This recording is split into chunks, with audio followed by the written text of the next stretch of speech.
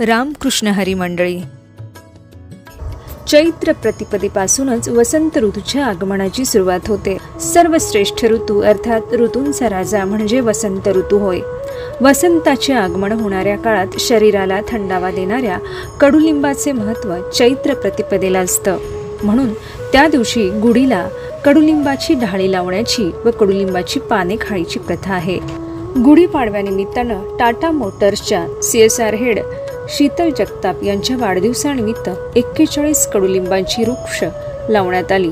त्याप्रमाणे श्री संत तुकाराम महाराज संस्थानच्या वतीने जगद्गुरू संत तुकाराम महाराजांच्या त्रिशतकोत्तर वैकुंठ गमन सोहळ्याच्या निमित्ताने तसेच वृक्षदायी संस्थेच्या वतीने 375 देशी वृक्षांची लागवड यावेळेस करण्यात आली। सन वृक्षांचा संकल्प पर्यावरण संवर्धनाचा संत शिरोमणी जगद्गुरू श्री तुकाराम महाराज यांच्या त्रिशतकोत्तर वैकुंठ गमन सोहळ्याच्या निमित्तानं श्री संत तुकाराम महाराज संस्थान देहू यांच्या वतीने जगद्गुरू अभंग घनवण या ठिकाणी एकूण जवळपास 410 देशी वृक्ष लावण्यात आले।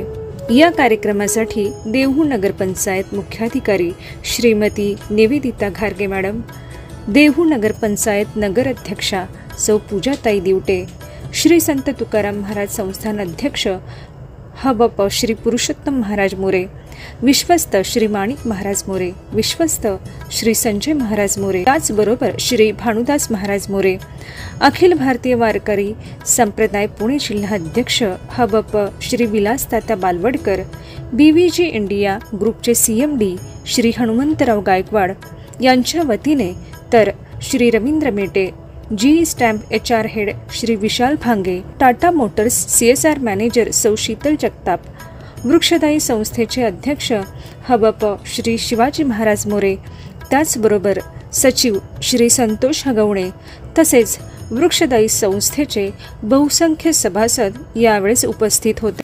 कार्यक्रमाचे निवेदन श्री सुभाष पाटील यांनी केले तर प्रास्ताविक श्री शिवाजी महाराज मोरे यांनी केले।